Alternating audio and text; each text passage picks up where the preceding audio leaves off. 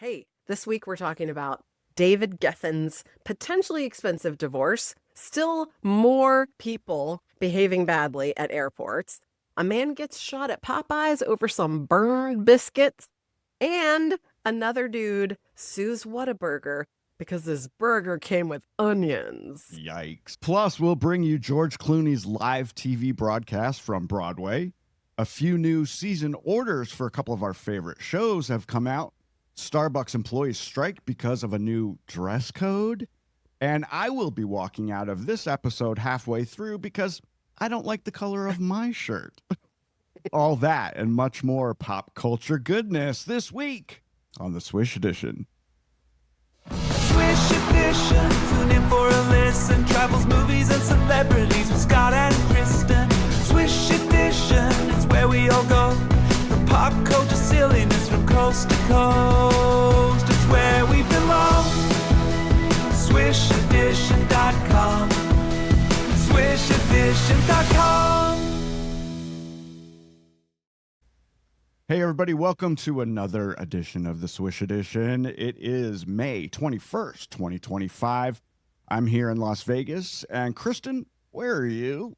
I am outside of Washington, D.C. I love it. I love it. Welcome back. You look very pretty today. Oh, thank you. Very springy. It's a beautiful spring day. Yeah, it's here too. Kristin and I promised last week that we'd wear springy colors since we both wore black last week. So I'm wearing, I don't know, can you tell on screen? It's pink. Oh, yes, it's like today. a salmon-y color. Yeah. There you go. I like there it. You go. I like it. All right, so I had fun with the title of today's episode, Kristin. Here's the title. They're justified and they're ancient and they drive an ice cream van. That's the title. Do you remember that song? I do remember that song. It was the weirdest matchup ever. So weird. The song is Justified and Ancient. It was a big hit back in 1991. It became number 2 on the UK charts, and it went up to, I think, about a number 11 here on the Billboard Hot 100 in the United States. This was a band called KLM, and they somehow went to Nashville and talked Tammy Wynette, who is one of the premier, classic, iconic country singers. And this was when she was what she had to be in her 70s when she did this recording. And she says, here's her quote, "I really don't know why they chose me. I was apprehensive at first, but I'm really excited with the way it turned out. Moo Moo Land looks like a lot more interesting than Tennessee, but I wouldn't want to live there." That's so cute. Moo Moo Land. It's a great song. KLM is a British electronic band from Liverpool and London, if you didn't know that. And I'm going to have that song in my head all day today. Probably. So will everyone else. Also, breaking news, Kristin, that's not on your script. I just found this out right before I turned on my camera today. Ricky Martin just announced that he is going to be doing a show, 2 shows actually, on September 12th and September 13th, right here in Vegas at the Caesars Forum. You might know that the Caesars Forum was originally built for Celine Dion, and lots of other people have performed there in the years since Celine left Vegas. But I'm excited about this. He's my man. So super excited about that. But guess what? When I told Dale about it this morning, yeah, he said, "You're going by yourself." Oh, no. Really? Well, that's fine with me. I can go by myself. Also, a programming note before we get into it, Kristin.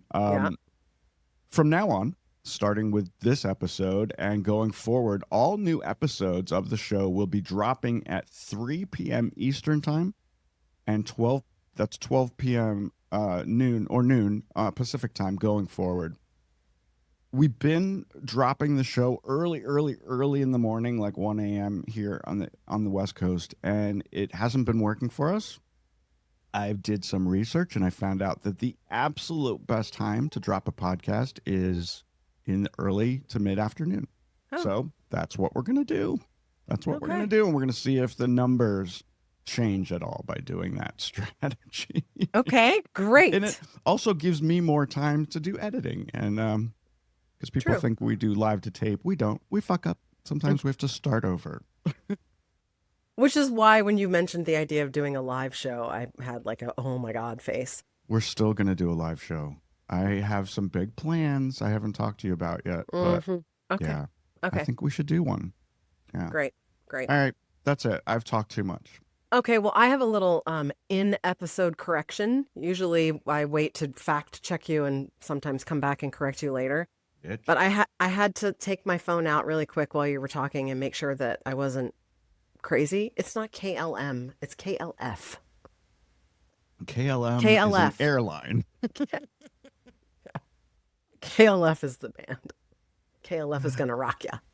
That's right. You're Yeah. right. You're right. Well, Yeah. good. I'm glad always you did right. that. Why do you seem surprised? I'm always right. You should have said. Are You you should have kidding? stopped us and made me do it again. No, that's fine. No, that's It's fun. good. It's more fun to correct you. I'm happy that you did that. And if there's closed captioning, I will redo the closed captioning so it looks right. Might not sound right. There you go.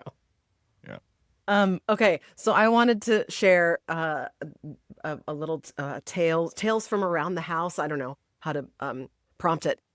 We now have not one, but two enormous snakes that live in our yard. And No. I'm telling you, so the first time we saw it, it was slithering through the front yard, and Rob called Max and I to come outside, and we watched it go lickety split across our yard and it went up a tree, like slithered really fast up into a tree. Yeah. And then we heard like a mother bird squawking and fluttering and flying around. So we think No. the snake was eating either her eggs or her babies. Jesus Lord. And it was like a 20 feet long, this black snake. Mm. Not poisonous, obviously. Now we've seen him a couple more times. Most recently, if you are friends with Rob on Facebook, you will have seen a picture that he posted with this enormous black snake on our driveway right next to the car with my mom in the background where she was about to walk. My mom was here for 6 or 7 days last week. She was about to walk around the car and get into our car, and the giant snake was, oh my God. So then Rob sent 2 more pictures to me yesterday, and there's not one, but 2. Both of their little heads were poking out from under where he has a rain barrel in the backyard that catches runoff from the roof. And it's and so that I think that's where their nest is, or whatever you call where snakes live, and it's right next to the garbage can and the recycling can. So I went out there this morning to put some boxes in the recycling can, and I was like banging a stick on the ground, like, if you're out here, go away. I don't want to step on you. I don't want anything to do with you. I don't know what we're going to do about it. I feel like we have to burn the house down or maybe sell. I don't know. When she first posted about this, she said we are going to have to burn the house down, which would be my exact reaction too. But what kind is it? Is it a poisonous snake? No, it's just a black snake. People online are saying, "Oh, it looks like a rat snake. They're It's like good. 5 feet long." Don't worry about it. Somebody said, because we think like I said, we think they're living right outside the garage. And someone said, well, just make sure you don't have food in your garage, which we do, because we use it as like an auxiliary pantry. I don't know what we're going to do. I And don't think I can live here anymore. I thought I was dealing with crazy nature shit here because we have rats that have taken up residence in our backyard. And we also have scorpions here in the desert, which just drives me absolutely bananas. They're tiny little things, and They're so scary. They can't kill you. They could do some damage to the dogs, and the dogs are always in the brush and in the. It just drives me crazy to live in the desert with that kind of thing. And then we have coyotes, of course, and we have mice. We have field mice here, and they occasionally get into the house, and that's a pain in the ass. So everyone online is saying, leave them alone. These snakes are your friends. They're going to control the mice for you, and that's great. I just don't want to step on one when I'm in my backyard. No. And I would not walk around your backyard without shoes on. Yeah. Crazy. Yeah. Well, can I change the subject? Because Yes, that please. makes me crazy, and I don't want to think about it. And now I'm looking at the floor underneath my desk to make sure there are no snakes under there. It's freaking me out.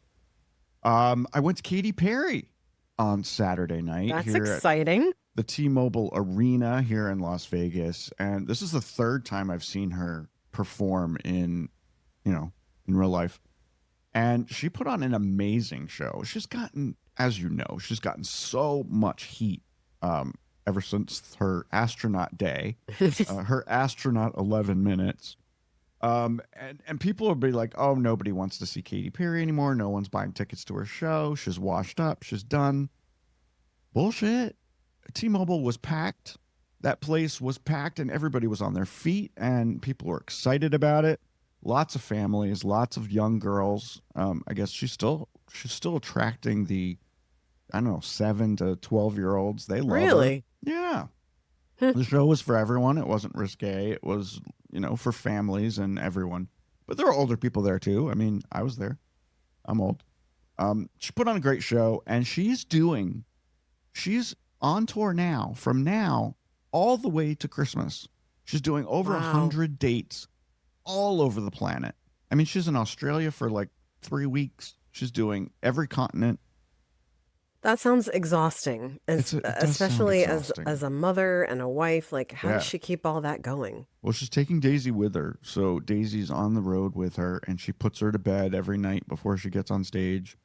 Oh, my goodness. Obviously, she has nannies and stuff. And I assume Orlando will fly in every now and then to try to be there when he can be, although I'm sure he's busy making movies and stuff. But wow.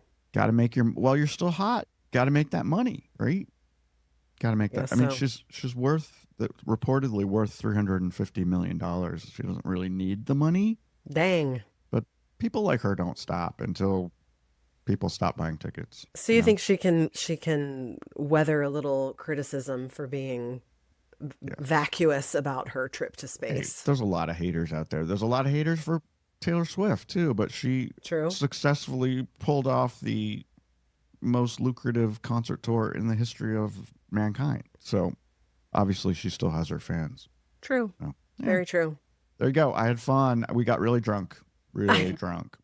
But this time I remember the entire concert. Oh, good. That's always kind of a bummer. If you drink so much, you can't remember how good it was. That you actually did it. Right. Well, speaking of more chances to drink and have fun, we're coming up on Memorial Day. Yeah. Coming up on Monday for the holiday weekend. Do you guys have plans to do something? Nothing fun? Specific. When holidays come around here in Las Vegas, we try to avoid the Strip for sure. Because it will be very busy. There's a lot of people coming to town because it's a 3-day weekend. They'll turn it into a 4 or 5-day weekend. Most people do that. Take that advantage of that extra day off. I don't know of anything super exciting happening here this weekend, except for your next story. Except for my next story. Oh, yes. I thought you meant what was happening in my life on Memorial Day. No, of course not. Did you want to add that? No, it's fine. We're not doing anything exciting. You're going to be wrangling snakes. God, I hope not. No, Janet Jackson is set to receive an award at the AMAs. Monday night is the American Music Awards, and she's going to receive the Icon Award, which I would say is well-deserved. Well-deserved. I'm very excited about that. It was just announced last week, and I did post it on the Swish Edition Facebook page. I was very excited about it. And here's a little inside information, and I might be talking about this on next week's episode. Okay. I believe I'm going to the award show. Really? Yeah. I got permission to go, but I have to go alone. So. Oh. Well, that's a bummer for Dale. I checked that he doesn't care. That's the last thing he wants to do. Oh, okay. But I think it'd be fun. I'm totally willing to do things like that by myself. And if you are by yourself, it's a lot easier to get good seats because there's lots of little one seats here and there that are still available. So I'm going to wait. This is my strategy, people. It might not work. I'm going to wait till about 3:00 on Monday afternoon to buy my ticket. Because I'm hoping that the scalpers, desperate to make something off the tickets that are left, will bring down the price. So I'm hoping to get a good price because right now the seat I want is like $375, and that's a little pricey. Yeah. But Benson Boone's going to be there, and Janet Jackson is going to be there, favorite. And God knows who many other. There's J-Lo is hosting. I mean, I want to be in the same room with all those people, so why wouldn't I go? Right? Sounds right up your alley. Yeah, I love my alley. Have you seen my alley lately? No, nobody wants to see that. Oh, dear. Well, I think we have to do this every week, Kristin. People behaving badly, right? Naked people, usually. Yeah. This is another naked person. Oh, my gosh. So this happened this past Sunday in Slidwell, Louisiana. This man was discovered in a Lowe's parking lot shed. I guess they have storage sheds in the parking lot for big items or No. Usually, like at Lowe's and Home Depot, they build the ones that you can buy because you can buy a kit to build a shed. So they have all the examples in the parking lot. Okay. Well, he was in one, and he was naked, and he was masturbating with Vaseline while looking at something on his phone. What? Apparently, he can't find a private space in his own home What to do that in activity. the world? What in the world? Obviously, the police were called, and that man was forced to pull up his pants or put them on, and he was arrested for lewd behavior. What is lewd? It's not lewd when you do it at home. It's lewd when you do it out in public. Right? In a shed in the Lowe's parking lot. What I can't work out about this timeline is, so here he is doing his thing in the shed. Someone discovers it, and they call the police. What does he do? He just is continuing on his merry way after someone opens the door and goes, "Holy shit, what are you doing?" And they close the door, and he continues while they call the police, and then the police, like, what in the world? Well, do you know, some people get a special little thrill from being caught and doing it in a place that they might possibly get caught, and that might have excited him to continue because maybe someone else would open the door to the shed. Dear Lord in heaven. He told police that he was looking at YouTube at the time, but YouTube doesn't have porn, so maybe he was watching the Swish edition. What? On YouTube. Lord help us all. The man's name was not released, so we don't know who he is. I think they should release the name. I think he should be shamed into not doing this again. Right? Yeah. Well, I have another person behaving badly on an airplane, not naked this time. This one is confounding as well. So Chicago's O'Hare Airport, I think this was last week. A 53-year-old man from St. Charles, Illinois, was arrested for carrying a loaded gun in his carry-on through the TSA checkpoint. But the crazy thing about this story is that the TSA people actually caught it when it went through the imaging, the imaging device, whatever you call it, the X-ray thing, conveyor belt thing, the conveyor belt checker thing. They caught it, yeah. but it happened at a point which is apparently a critical point of failure in the current TSA process in every airport, which is the shift change. Right. So somehow the TSA agents saw it as it was going through the machine, and that was the moment at which they changed shifts. So it was like, it sounds to me that it was like, oh, ding, ding, dinner bell. It's time for me to get up and move on. And so the person just got up and the next person sat down. So this guy reaches onto the conveyor belt, picks up his carry-on, and goes on his merry way and boards the plane. Now, they corrected it. They put a plan in action immediately after they realized that he had taken his firearm and gone on the plane. Mm-hmm. And they found him. It was a United flight, I think. And they found him, and the police and TSA came aboard the plane and went up to the guy and basically said, "Hey, do you know why we're here?" He was like, "Yeah. It's, there's a gun in my bag. I forgot. My bad." It was a 9mm Glock loaded. Jesus Christ. Yeah. Would it not make sense to stagger your shift changes? Like, so. No shit. Instead of everyone getting up and leaving at 4 p.m. and bringing on a whole new crew, p.m., why not bring 2 guys on at 2, 2 guys on at 3, 2 guys on at 4. The same type of process that they use at Target, at every grocery store in the world. Like, what in the world? What are you all doing? In the world? It's freaking stupid. Well, TSA has a lot of failures, and apparently a lot of stuff gets through. A lot of stuff gets through that shouldn't get through on a daily, hourly, minute basis. Yes, and some of those things maybe you could understand, trickier Sure. things, but this was a loaded, regular, standard gun. Like Right. bananas. Completely bananas. I wonder how often it happens and doesn't get reported. I don't know. But it was a pain in the ass for everyone on this flight because, of course, they had to take everyone off the plane and do a thorough search to make sure no one else had waltzed on with their loaded firearm. Right. And I don't know. I couldn't find any information about whether the guy was charged. They said How could he not be? arrested him and held him, but he had to be charged with something. I don't know. How could he not be charged with something? I don't know. How do you? set an I don't example. believe that he forgot. I simply don't believe it. You hear this a lot. People are like, oh, I forgot that huge hunting knife was in. I forgot that I had ammunition in my bag. Where are you going that you're taking all these dangerous things and you forget that they're in your bag? I don't believe it.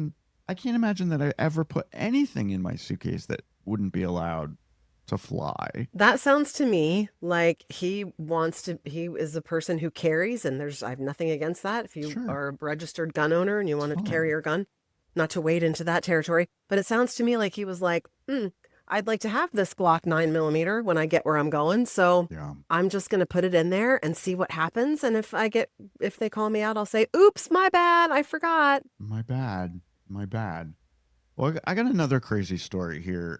This is bizarre, but it's happening more and more, and it's people taking advantage, I think. And we can talk about this because I know that this issue has come up in your household, and you might have dealt with something similar, but not quite the same. So this Houston man is suing Whataburger. Whataburger is a burger chain. I believe we have some here, although I don't think I've ever been to one. I don't know where they are. His burger came with onions when he specifically asked that it not come with onions. He claims that he's highly allergic and he suffered severe personal injuries because he ingested these onions. He's claiming physical pain and mental anguish. He's seeking between $250,000 and up to $1 million for negligence and deceptive trade practices. Because some guy who's probably 19 years old accidentally put onions on his burger. But here's the thing. Deceptive trade practices? This is not the first time that this particular man sued. He also sued Sonic last year in 2024 for a burger that came with onions. Same thing. That case is still pending. So he's got 2 pending cases against 2 different burger chains because onions were put on his burgers. Here's my take, and I will let you take it away after that. My take is he's looking for a payday, quite obviously. People shouldn't be careful. People who are that allergic to something, they go to a restaurant, need to open the burger and look at it and make sure, double, triple check, there are no onions on the burger if you're that allergic to it. Case closed. I think I, for the most part, agree with you because I think that anyone it's called personal responsibility. Who has a severe allergy, a severe food allergy like that, that is your lot in life to bear. That's your cross to bear. You have to be hyper vigilant all the time. And you're right. This is near and dear to my heart because Max has a peanut allergy.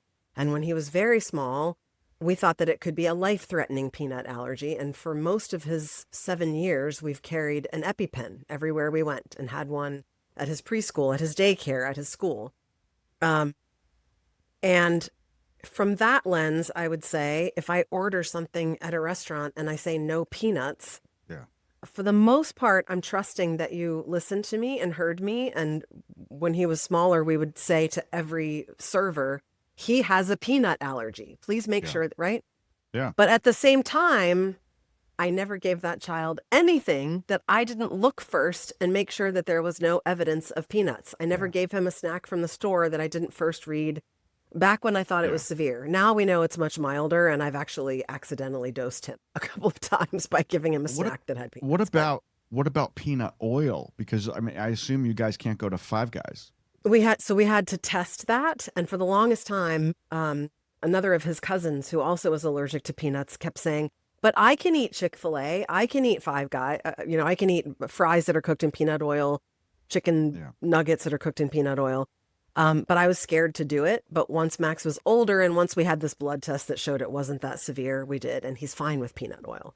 Wow. Because I guess the thing that causes the reaction gets cooked out of it when they are expressing the peanuts, or I don't know. Tell that to my bowel.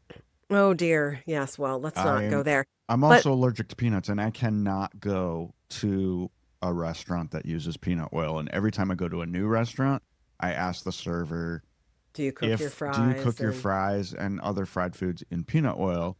99.9% of the time, the server has no idea, which I think is ridiculous. How do your servers not know what kind of fry oil you're using? It seems like a basic thing that they should know. I don't agree with that. Why are they responsible for? That's not their job. When you ask them, because you are the person with the allergy. You're contradicting what you just said about the onions guy. It's your responsibility to find out. I don't think it's the server's obligation to know the preparation method for every food in their kitchen. He's just the server. Completely different issue, Kristin. A server who is looking for a 30% tip nowadays, which is now what the norm seems to be, should know that basic information about how the food is prepared. In a good restaurant, they know. If you're in a high-end restaurant, maybe, but in a run-of-the-mill... I don't go to run-of-the-mill restaurants. Oh, for God's sake. Anyway, here's the thing, though. When I go, I don't ask them, is it peanut oil? I say, what kind of oil do you use to fry your fries and other items? I don't offer the information because one time I asked, is it peanut oil? And they said, oh, no, it's not peanut oil. And it was. Oh, yeah. So I make them tell me what it is. Okay, whatever. Perhaps that's reasonable to expect. You just said whatever at to me? Like at an expensive high-end restaurant, but not anywhere else. Your privilege is showing, I suppose. But anyway, this onions thing, I think you're right. This person, first of all, I've never heard of anyone that had a deadly allergy to onions, but I could be wrong. There could be anaphylaxis caused by onions, I suppose. I didn't have time to look that up, but clearly this is someone looking for some cash out of the situation. I hope he gets nothing. Yeah. I mean, I don't want people to suffer needlessly if it really was an accident, but it seems like he should have done a little due diligence. And I think that's what the judge and jury, he wants a jury trial. I think it's different when you have used your personal responsibility and the company has given you bad information. Yeah. I think that is cause for suing. There you go. There was a case that I heard a couple of years ago of a child who died who had a peanut allergy because the packaging it was a mainstream cookie. And it was like the packaging for the cookie was the same color, the same for the kind that had peanuts and the kind that didn't. And the case was, she knows she's not supposed to eat peanuts, but she thought this was safe because it was the same exact coloring and packaging of the one that she's allowed to eat. Okay, so, I could see that. Damn, companies need to be very careful, don't they? Yeah, they do. Very careful. They do. All right. Well, okay. Let's have a lighter go for something a little bit lighter. Okay. But in the same vein of food and fast food.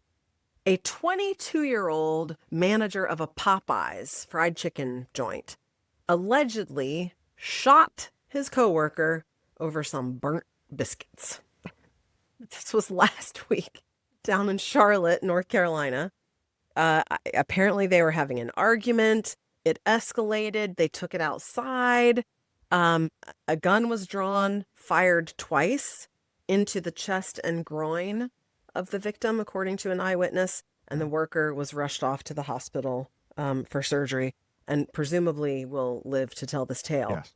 The manager was arrested and charged with attempted first-degree murder and assault with a deadly weapon. He claimed that he was only trying to fire some warning shots into the guy's chest and groin, but he was pissed off over burning those damn biscuits. It's something that really... Yeah, what do they say? Don't cry over spilt milk. Yeah. You're taking it about 99 steps further than that. He was obviously having a very bad day. Apparently. Well, it just says something about society now that people are, when they resort to violence over something so trivial, something is gone completely wrong with society. Yeah, exactly. And then why does the 22-year-old manager of Popeyes need to be caring at work? I mean, where was this? Charlotte, North Carolina? Charlotte, North Carolina. You don't really hear that Charlotte is a cesspool of crime. I don't think it's a nice place to live. Right, it's a very nice place to live. So what's he need that gun for? I don't know. Horrible story. I think it's a horrible story, and I hope he gets some. He's got to go to jail for a while, right? Yes. At least 6 months. Oh my gosh! Thank God if the other guy died, then he'd be looking at a lot more time. Obviously. He sure would. Yikes! All right. I want to change. Let's get away from these horrible, nasty stories. This is much happier news. I know your kid has aged out, but Sesame Street has been saved. Yay! The Children's Television Workshop, the production company behind the long-running TV show for kids, which features the late Jim Henson's Muppets, has found a new public-private partnership. They're going to be now working with Netflix and PBS stations, as they always have. Original episodes will air on Netflix and also on PBS stations the same day. But all of the back catalog of 50 years, I think it is, of Sesame Street programming will live on Netflix now, and kids can pull them up anytime they want. Most recently, HBO and HBO Max was the home of Sesame Street, and without warning, they just dropped them late last year, leaving them without a home. So this is great. I love public-private partnerships. I think this is good, although we know that this current administration is threatening to pull all funding for PBS. Yeah. So we'll see how that goes down. I personally am a donor to the Las Vegas PBS station, so I feel good about that. But I'm really happy. I think this is great. I think most every home in America probably has a Netflix account. So at this point, yeah. We used to watch them when they were on HBO or HBO Max or whatever the hell they call themselves. They can't seem to decide on their name. That doesn't make any sense to me. They've like diluted the brand, but whatever. We used to watch them. I used to pull them up for Max on HBO when he was little. So yeah, that's a good one. That is a good one. Yeah. Moving on. In theater news, and up until this story, I don't think I would have naturally connected George Clooney's name with exciting theater news, but his Broadway play, which he co-wrote, I did not know, called Good Night and Good Luck, will air its penultimate performance on CNN live. So of course the show has done extraordinarily well on Broadway. Clooney, as I said, in addition to co-writing it, also stars in it, and he plays Edward R. Murrow, who famously brought about the end of McCarthyism in the 50s in the U.S. And the play depicts the famous interview. So they're going to air it live on CNN, which is sort of like a cool parallel to the journalism thing, right, for a platform. On Saturday, June the 7th at 7 p.m. Eastern, 4 p.m. Pacific. Never before has a Broadway show been live streamed. I think this is fun. From a theater. Yeah. I've already put it on my calendar so I don't forget. I want to watch it and I want to watch it live. I think it'll be fun. It's an event. Yeah. I mean, theater obviously already has that element of anything could happen because it's live in the theater, but it's such a limited audience that it's like if you forget your lines, how many, few hundred people see it. So the stakes are a little bit higher when you're live streaming it. And I imagine they're all a tad bit nervous, but the play itself is the highest grossing play in Broadway history, which is crazy. It's the first play to gross over $4 million in 1 week and has also been nominated for 5 Tony Awards. Let me correct something because we're good at correcting each other. And I know that I actually wrote that second to last bullet point. It's not Oh. the highest grossing play in Broadway history, like I wrote, but it's the highest grossing play in Broadway history for 1 week. So obviously Chicago, which has been on Broadway for 20 years, and The Lion King, which has been on Broadway for 25 years, they have obviously made a hell of a lot more money because this is just a limited run for George Clooney. The highest gross for 1 week, and I should have made that clear. Yeah. Okay. Well, why didn't you interrupt me? Yeah. Okay. What's amazing though is that Good Night, Good Luck was first a movie, where George Clooney played this character, and basically they took the movie and just put it on the stage. And have you seen the movie? Because I have not. It's pretty phenomenal. Yeah, I have not. So, I'll have to check it out. Yeah, I could probably live on $4 million a week. I guess. So that number sounds good to me. I did the math. That's only $128 million after taxes. So might be a little tight. Could you live on $128 million a year? You'd really have to come up with a budget for that. I mean, you'd have to, penny pinch and clip your Kristin, coupons. I do a lot of dreaming, a lot of daydreaming when I'm not thinking about other things, and I think about what I could do with vast, vast, vast amounts of cash. So I'd come see you more often. That would do it. I'd come see you more often on my private jet. Luckily, Kristin lives very close to a very cool airport. Your life's dream. Hey, listen, I got some TV news, which I thought would be fun to talk about. It's several things. Apple TV Plus has ordered a second season of Kristin's new favorite show, The Four Seasons. Are you excited about that? I am. Can you see it as a continuation? Can they keep going? Because I haven't watched it. Oh, you haven't? No, I haven't seen it.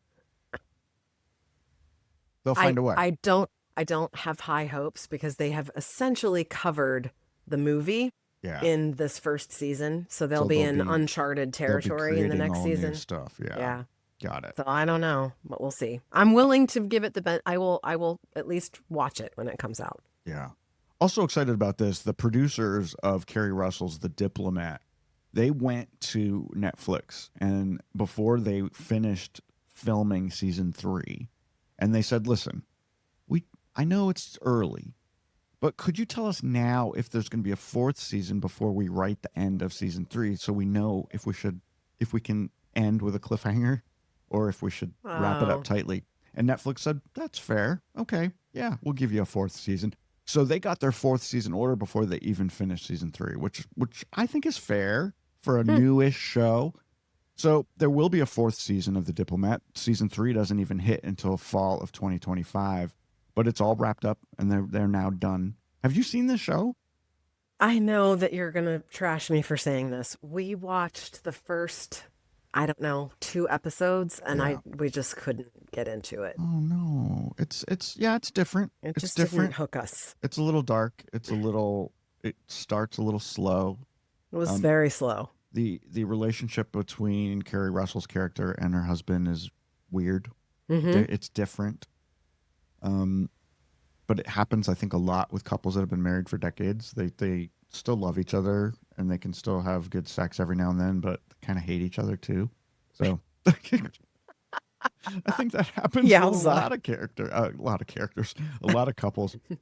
Anyway, I'm excited about this because you're a fan of The West Wing, I assume. Did you like The West Wing? I never watched it.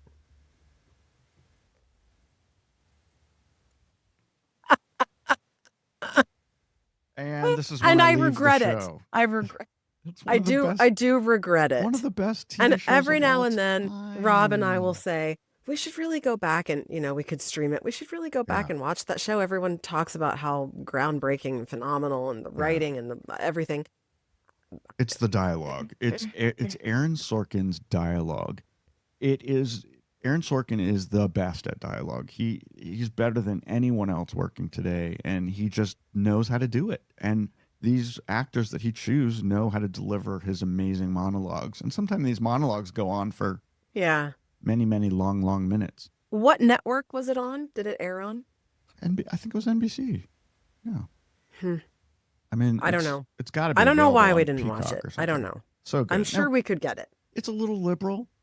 I mean, it was a liberal administration, but if you can get past that, Another show that everyone raves about that was very critically acclaimed that I would love to go back and watch is The Wire. Did you ever watch The Wire about crime in Yeah, Baltimore? here I am that I started The Wire and just couldn't get into it, so I Really? stopped. Yeah, so I know it always tops a lot of critics' lists saying it's one of the best shows of all Yeah. time. They even Yeah. put it above The Sopranos, Yeah. which I would never do, but I've never watched. I never got into The Wire. I So. can't get myself to go back and watch that And either. I So can't get Dale to watch The Sopranos. I'm like, Dale, it is one of the best shows iconic. of all time. I've seen it at least 4 times, the whole entire thing.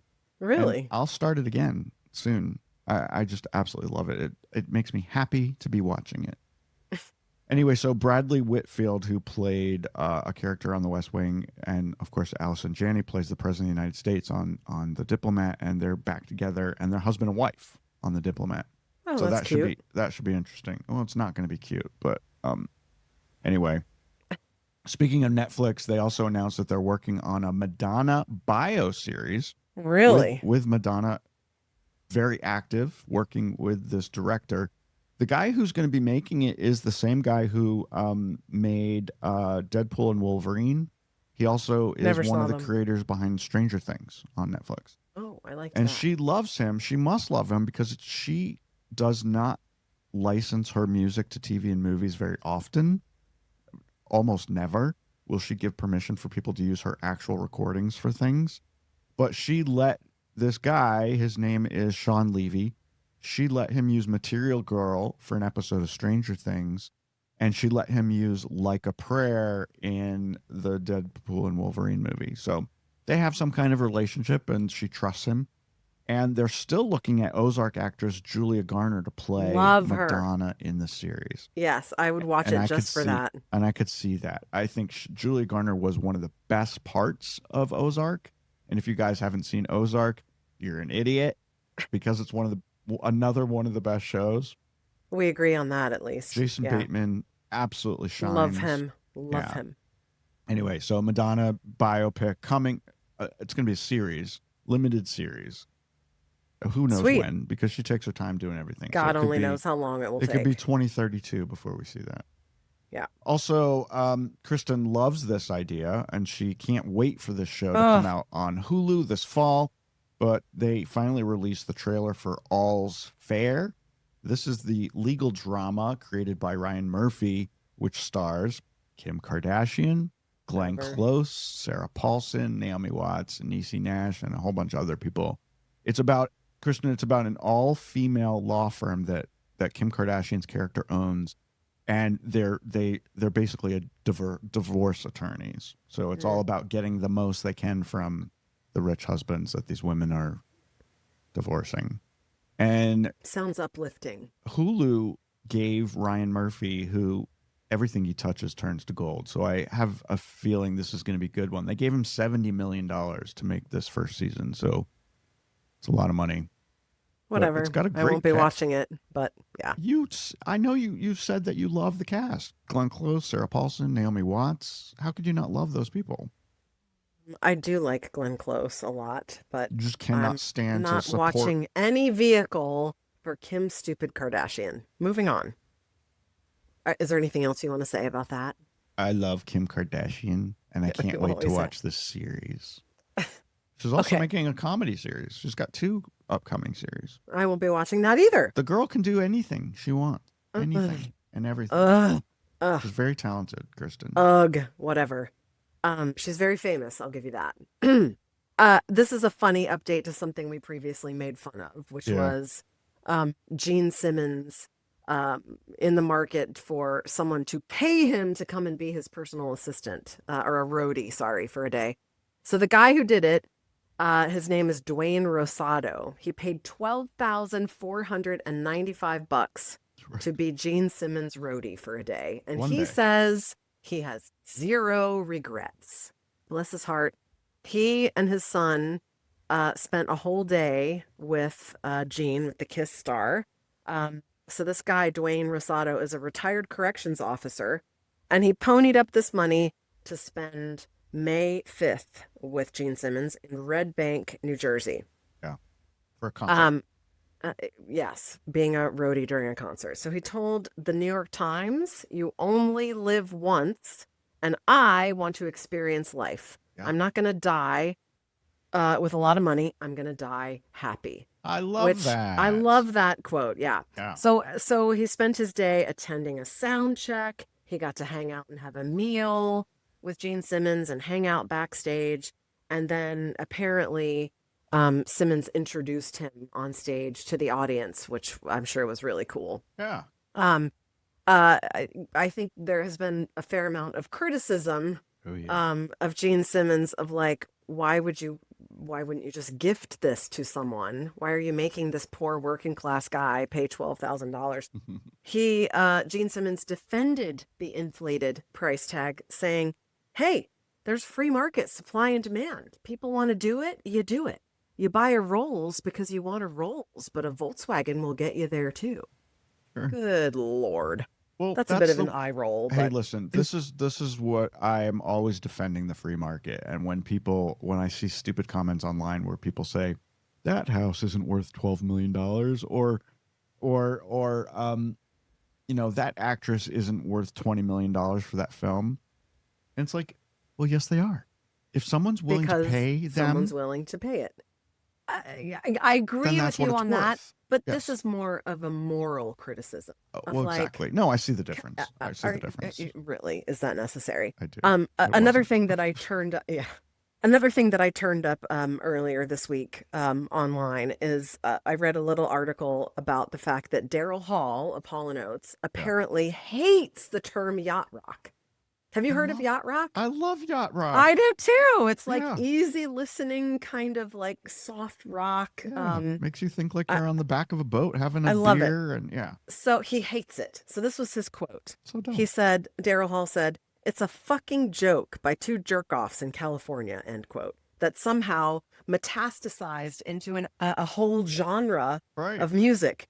And he said, quote, "It's just R&B, maybe with some jazz. I don't see what the yacht part is." Well, So screw it you, pissed him Daryl off. Hall. Why would he shit on something that's That's made making him money. Right. Exactly.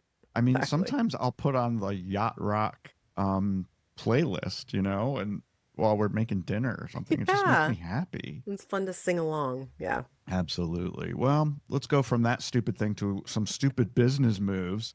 Besides HBO Max's constant name change, which I So criticized this. I remember confusing. criticizing this on this show back when they dropped HBO from the name of their streaming service and then just called it Max, which made me think of Cinemax. Of So course. it was the dumbest thing because HBO is one of the strongest, most recognized names in cable history because they were the first They were the premium premier. channel. Yep. They have the most iconic shows like The Wire and The Sopranos and Veep and all the great hacks. They've got all the great content. Why would you drop the name HBO off your streaming service? Whoever is running Warner Brothers is a fucking idiot, and they keep making these decisions over and over. What are they doing? It's just nonsensical. Nonsensical. So they're Yeah. finally getting back to their senses and putting HBO back. I dropped it, and then they're calling it HBO Max. Just call it HBO Plus like everyone else. Like and be done everyone with it. else. You Yeah. stupid idiots.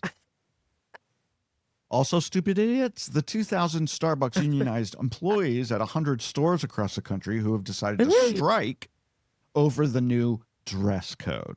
There's got to be more to this. I don't understand the outrage. I don't get it. I really don't. 100 stores in the states of Wisconsin, Florida, and Pennsylvania, which is only a tiny, tiny percentage of Starbucks overall stores. Only about, I think it's 1%, maybe it's 2% of their stores are unionized.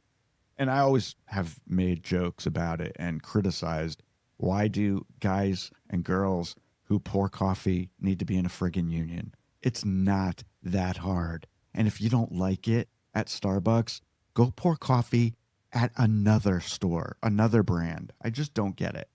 But they unionized, they got away with it, and I'm sure Starbucks execs up in Seattle fucking hate it. Yes, I'm sure they do. But what Starbucks executives wanted to do is they wanted, when we walk into a Starbucks in Seattle, when we walk into a Starbucks in London, when we walked into a Starbucks here in Vegas, that we feel like we're in a Starbucks and They want all the Of uniforms course.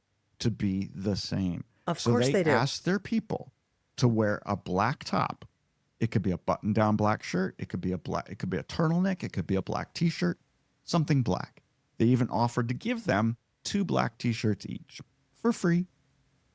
Who doesn't have black stuff in their wardrobe? Everybody has black shirts. And then they could wear any bottoms basically they wanted. They could wear blue jeans, black jeans, or khaki jeans, or skirt, but then they put their green apron on. So their tops will be black shirt, green apron. Everyone will look the same. And they thought that was too much to ask, and they walked out the door. There's got to be something else to it, because that is, first of all, completely reasonable. Yes. And second of all, I don't know about you, but when I think about the Starbucks that I go to at least 5 times a week, that is what they look like already. That is what they're wearing already. Like, they're all wearing black shirts and green aprons, and who gives a shit what they're wearing on the bottom? I just don't understand it. I've seen all kinds of things at my local Starbucks, and obviously the manager is not managing well.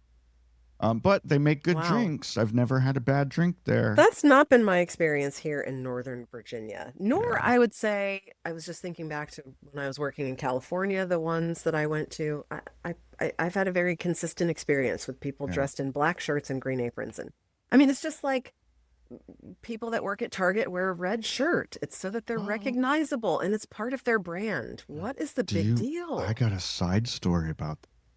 One day, I hardly ever wear red, because red brings out all this, which you guys can see, all this redness in my face. So I don't wear red tops very often.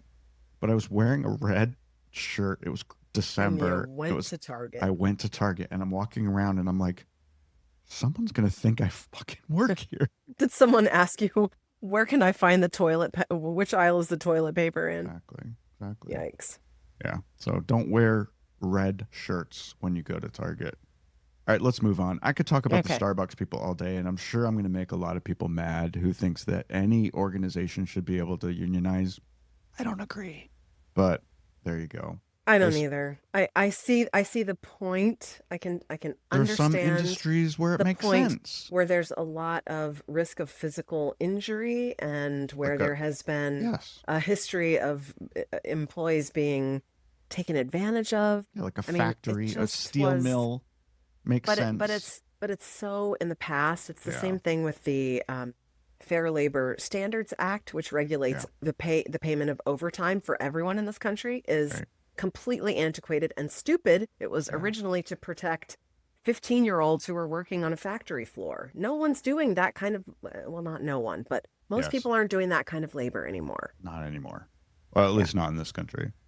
Also, one thing that really pissed me off when I read this story this past week, F1, Formula One racing, is become a big thing here in Vegas, because we now have the Grand Prix race here every November. It's usually the weekend before Thanksgiving.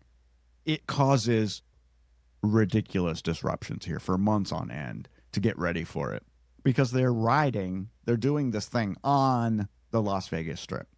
Yeah. So they put up this huge grandstand in front of the Bellagio fountain, which ruins the fountain for months in advance. And I hate it. And my casino hosts want to know why Dale and I don't want to come. They're like, well, come to the race. We'll give you free food and a room, and you guys can watch the race. I'm like, I wouldn't watch this damn race if it was happening in my backyard.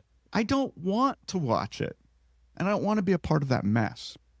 But anyway, F1 put out a call. They want 600 volunteer workers to work the event as security guards and linesmen and God knows what else. Free. They want these people to work for free. Last year, F1 made $3.65 billion, which was a 14% increase over the year before.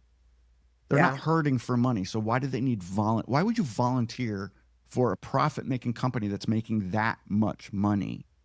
Well, just one more thing, and then I'll let you go. This is what the friggin' Super Bowl did last year when they were here in Vegas at Allegiant Stadium.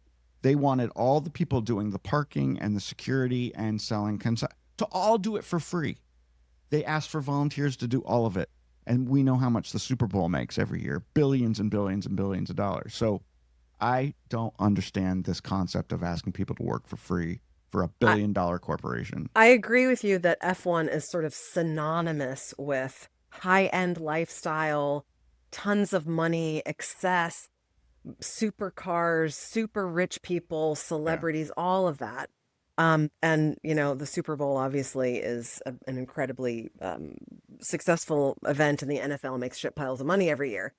The answer to your question is because they can. Because of course they're going to take advantage of that. It's a little bit like your argument about the free market. Why would they employ people to work for free? Because people will sign up to do it. So why not? If they can get people to volunteer to be a part of it because they're such super fans of F1 or of whatever, NFL team, then they can save that money and keep that money in their pocket. So of course they're going to do it that way. I wouldn't sign up to do it. There's not a chance in hell I would sign up to be in the midst of all that chaos for free. No way. Hell no. No way. You'd have to pay me. You want A me lot. to show up and work? You got to pay me. Yeah. I'm willing to volunteer for nonprofit organizations. I'm willing to volunteer my time for a worthy cause. But I'm not going to but not help for put F1. more money in your basket. I want to skip the next story and go right to your next story, number 16. Oh, okay, fine. So this one is a bit of gossipy news. Record and movie mogul David Geffen is divorcing his husband. So David Geffen, of course, started Asylum Records and a few other record companies, and he's worth a shit ton of money. DreamWorks, the film production company. Yeah. He's worth $9 billion, Scott, they say. Mostly stocks and securities, though, which is an important point when you get divorced in the state of California. Okay. He is 82 years old, and his husband is a 32-year-old former go-go dancer. One of his names is David Armstrong. Apparently, he has had 4 different names associated with various different social media personalities and profiles. Yeah, so for anyone who's trying to do the math on that at home, that is a 50-year age difference between the two. Which I don't have a problem with, because that means my next husband just turned 5 years old. So just to say, my really third husband is going freaking scary. Yeah. Yeah, but so they didn't have a prenup. They had nothing governing this supposed union. They apparently met when this guy, one of his names is David Armstrong, as I said, when Armstrong became Geffen's personal trainer years ago. I read a lot of salacious stuff preparing for this. One article said that they interviewed a former girlfriend of Armstrong who said, I only knew him as a straight man when I was dating, and that he only dated women when I knew him until he met Geffen. Other stories said that he had other social media names and personalities where he was a dancer strictly in gay nightclubs. Right. So I don't know, but because they're in the state of California, there are rules about Geffen will have to pay for half the number of years of their marriage. They were together for 2 years, so this guy will get a year's worth of support payments, spousal support. He'll get more than that. And then there's something in the state of California where you have to divide evenly stock transactions or something. So all the articles that I read said he's not going to get a lot in cash out of this settlement, but he will get a significant amount he will be the proud owner of lots of stock after this is dissolved. And I know this wasn't a nice story when I put it in our outline today. And I just thought it was fun because this guy is obviously a grifter, and he somehow got under David Geffen's skin and got him to do something that David Geffen is too smart to do. And I'm sure a lot of David Geffen's friends were very, very critical of this union. And I also read that there were only 2 other couples at the actual wedding. So Geffen obviously didn't invite all of his friends. They didn't have a big flashy wedding because he knew exactly what people were going to say when he married this kid. Yeah. And he is a kid compared to how old Geffen is. But listen, there's a lot of gay for pay guys out there. I know that when I was in the gay nightlife scene in Washington, D.C., and I would go to the places where the go-go dancers were dancing, more than half of those guys were straight. They were doing it because Really? there was good money in it. And listen, I would turn straight for $9 billion. Are you kidding me? There's no question about it. Especially if you So- only had to last for 2 years and then you got, half. Right. Yeah. I could do it for Yikes. 2 years. But I think the problem was that this Armstrong kid wasn't doing it. And that Yeah, was but- probably what led to the divorce. Sounds like that was part of the problem. Although, I mean, look at that picture that you put in the He looks, Thing that you David sent Geffen me? looks pretty good for 82 years Mercy. old. Yeah. merciful fathers. Yeah. Anyway, It's kind of gross, isn't it? yeah. And this is the same thing when I see Bill Belichick with his nasty, horrible. She's awful. She's awful, and you know it. And he has lost his friggin' mind. But let's not go there. No, That's- come on. Let's not go down That's that a path. whole Yeah. nother story. All right, I have a question for you A before whole we other story. before we There is not wrap. a word. Bitch and a half. You almost made me. The fuck is your problem? I can't help it. Hate you. Kristin, would you live in the world's tallest apartment building? Hell to the no. Would you Not feel, a chance. Would you feel comfortable No. going to bed at night on No. the 154th No, floor? no, absolutely, positively not. Right now in Brazil, right on a beach resort, which I'm not even going to try to say the name of, they're building the Sena Tower, which is going to be the world's tallest apartment building. It will have 154 floors. It's going to have something like 250 units. The top two penthouses, Kristin, that they're planning for this building, each one is 9,700 square feet, which is just a little bit smaller than my house. Each of the penthouses is going to cost a cool $53 million to live way up there in the sky. The smallest unit in this building is going to be a mere $5 million. Oh, a paltry 5 million. Look at that picture. That Yeah. looks so precarious, that building, Yeah. doesn't it? I will post this picture for you guys to see, but it's It's like this 10 new- times as tall as all the other buildings around it, and it just looks like it's so vulnerable. I wouldn't even go up in there to visit it, let alone would I sleep there. Could we not remember what happened in the beaches of South Florida when that condo building fell down, Dear collapsed Lord. because it was too close to the water and too close to the sand and uneven and hadn't been kept up in years. But look how close this building is to the ocean. Awful. Look how close it is to the beach. Would you feel comfortable in that No, thank thing? you. No, thank you. No, thank you. I don't even once upon a time, I was on a business trip in Chicago, one of my least favorite cities in the country. What? What I is hate- wrong with you? Chicago is wonderful. I hate Chicago, and I apologize For to all the what people possible reason could you live have there for that listens hating to the show. Chicago? Why? Well, for one, I've been mugged twice there. That was no fun. It's Well, too that was windy and just bad cold. luck. Windy and cold. That doesn't work for me. Yeah, they do Well- do have nice art museums. Don't say that you hate Chicago. That's ridiculous. That's ridiculous. I dislike Chicago. And You don't one know time- anything about it. You should go back and have someone who Shut lives there your take you on. big fat mouth. Who do you think you? This is my show. I mean, you're brand new. You could be replaced. Good luck to you. I don't think anybody would agree to do this every week with me. I don't think you'll never find anyone My sister would do it. as willing to do it. Not My every sister. week she wouldn't put up with your shit. No, she wouldn't. Anyway, what were you trying to say Fuck about you and your Chicago? mother. What were you trying to say about Chicago? I once You were was on a business trip. I was on a business trip in Chicago, and they put me at I think it was the Four Seasons, and I was like on the 80-something floor, and I had a hard time falling asleep. I did not like being that high up in the sky. Yeah, What if there was a fire? that's exactly right. What if something happened and you had to go down 80 floors of steps to get to safety? Horrible. No, thank you. Nope. I don't even like being up high here in Vegas. I always ask for something mid-range. Yeah. But I couldn't live there. Anyway, how about that? That's enough for the show today, don't you think? I don't even want to do this last story because it's so stupid.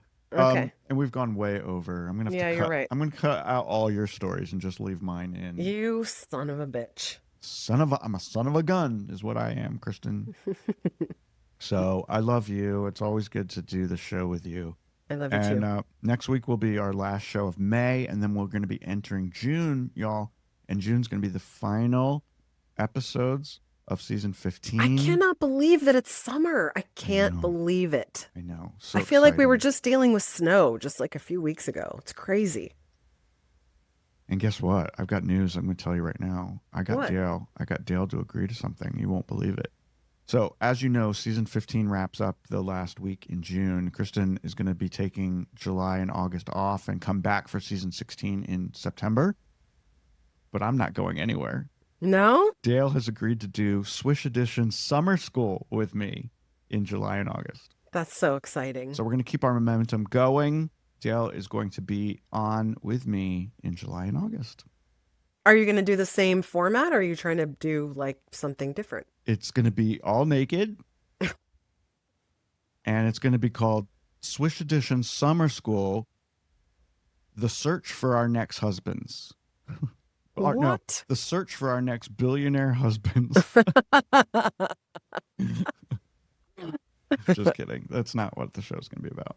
It's going to be the same damn show that it's always been. Okay. But we're going to do it in the summertime. Good. And I'm then glad. Dale will go away again because he can't wait to go away from me.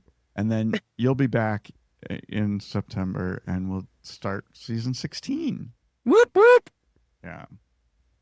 All with your brand new set that you're going to build, right?